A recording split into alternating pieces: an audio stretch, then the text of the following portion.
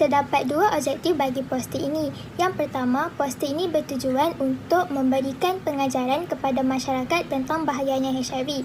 Selain itu, poster ini juga bertujuan untuk meluaskan pengetahuan masyarakat tentang isu HIV. Poster ini akan menjawab persoalan tentang apakah punca HIV, bagaimanakah cara untuk mengatasi masalah HIV dan juga kesan yang berlaku dari segi politik, sosial dan ekonomi. Bagi komuniti projek pula, poster ini dicipta setelah kumpulan kami berkumpul dan membincangkan tentang isi-isi, punca, kesan serta langkah-langkah yang dapat dilakukan untuk mengatasi masalah HIV ini. HIV ataupun dalam bahasa Melayunya yang bermaksud virus kurang imun manusia ialah sejenis lentivirus yang menyebabkan jangkitan HIV. Jangkitan HIV yang tidak dirawat akan berubah menjadi AIDS. AIDS merupakan sejenis kondisi di mana daya imunisasi atau daya ketahanan seseorang menjadi begitu lemah sehingga tidak dapat melawan jangkitan kuman dan mengekang perkembangan sel-sel kanser. Tanpa rawatan, seorang pesakit yang dijangkiti HIV dijangka mempunyai jangka hayat sepanjang 9 hingga 11 tahun bergantung kepada subjenis HIV. Nilainya adalah berpegang teguh kepada ajaran agama supaya kita tidak terpengaruh dengan ajakan rakan sebaya yang tidak baik.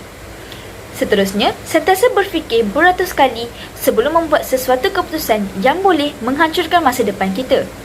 Yang ketiga, sentiasa berdisiplin walau di mana kita berada kerana sikap dan cara kita memantulkan ajaran keluarga kita.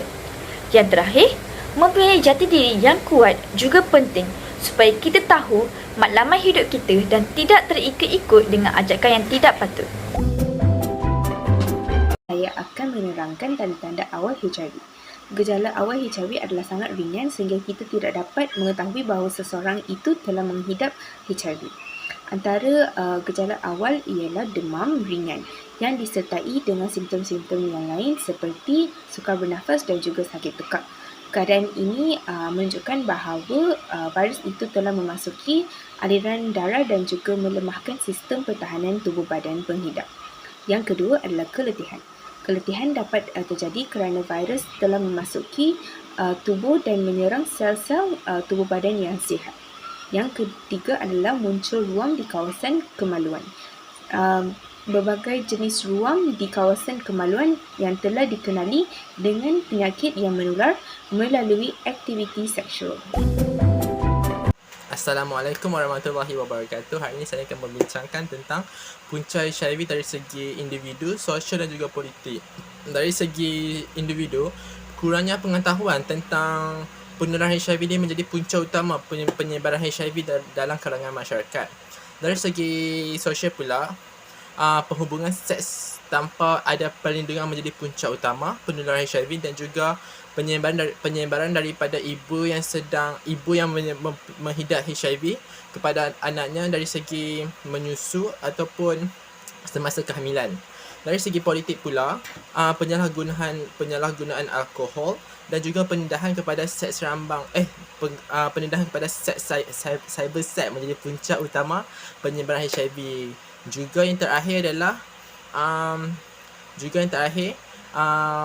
hubungan seks rambang dalam kalangan remaja menjadi punca utama penularan HIV. Seterusnya, kita akan beralih pula kepada kesan-kesan negatif HIV. Kesan negatif HIV dapat dilihat dalam 3 sudut iaitu sosial, individu dan juga politik. Dalam sudut individu, penyakit HIV dapat menyebabkan maruah seseorang itu tercalar kerana mereka biasanya akan dilabel sebagai seseorang yang tidak bermoral oleh masyarakat sekeliling. Pada masa yang sama, mereka juga akan menjauhkan diri disebabkan diskriminasi terhadap mereka. Hal ini akan menyebabkan gangguan emosi kepada pesakit HIV kerana mereka tidak mampu untuk menahan tomahan serta sindiran daripada masyarakat sekeliling. Dari sudut politik pula, pertambahan kes HIV akan menyebabkan kurangnya pemimpin yang berkaliber di Malaysia. Pada masa yang sama, berlakunya penurunan kadar kecekapan dalam sektor awam dan juga sektor swasta. Hal ini sekaligus akan menyebabkan pentadbiran negara tidak berjalan lancar dan terganggu. Akhir sekali, dalam sudut sosial, penyakit HIV dapat menyebabkan ketidakstabilan struktur masyarakat dari segi emosi, pergaulan dan juga permuafakatan. Hal ini adalah disebabkan gambaran buruk masyarakat setempat terhadap pesakit HIV. Pada masa yang sama, keluarga pesakit HIV juga akan mendapat tempias kerana mereka dianggap sebagai keluarga yang tidak mampu untuk mendidik anak mereka dengan sebaiknya. Assalamualaikum dan selamat sejahtera. Saya Nonadira Asila akan membentangkan langkah pencegahan HIV. Seseorang individu itu perlulah mengamalkan seks yang sihat dan selamat. Walaupun ramai lelaki yang menganggap penggunaan kondom akan mengurangkan kenikmatan hubungan seksual, namun percayalah bahawa ia dapat mengurangkan risiko jangkitan HIV atau AIDS. Selain itu, berkatan bagi lelaki dan menjauhi seks luar tabi'i juga merupakan kaedah penjagaan kelamin yang lebih selamat. Seterusnya, seseorang itu perlulah hindari alkohol dan ubat terlarang kerana ia amat berkait rapat dengan tabiat seks bebas. Malah, ia juga menyebabkan seseorang cenderung untuk terlibat dengan aktiviti liar yang lain seperti penggunaan heroin dan pengkongsian jarum suntik dadah. Tambahan pula, seseorang itu perlulah segera berjumpa dengan doktor sekiranya mengecaki telah terdedah dengan HIV atau AIDS. Jangkitan HIV yang dikesan awal dapat mengurangkan risiko penularan virus ini serta memulakan regimen rawatan bagi pesakit berkenaan dengan lebih awal. Di samping itu, melakukan saringan HIV secara berkala dapat memastikan kondisi viral load atau kadar keberjangkitan seseorang dari semasa ke semasa berada di paras yang terkawal. Itu sahaja daripada saya. Sekian, terima kasih. Kesimpulannya, terdapat banyak cara yang boleh diusahakan untuk menangani masalah HIV di Malaysia.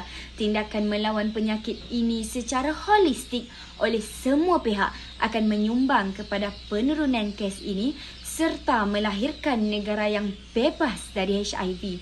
Media massa dan kerajaan berperanan besar dalam menyedarkan masyarakat dan tidak kurang dengan diri sendiri yang harus mengawal hawa nafsu dari melakukan perbuatan tidak beretika ini.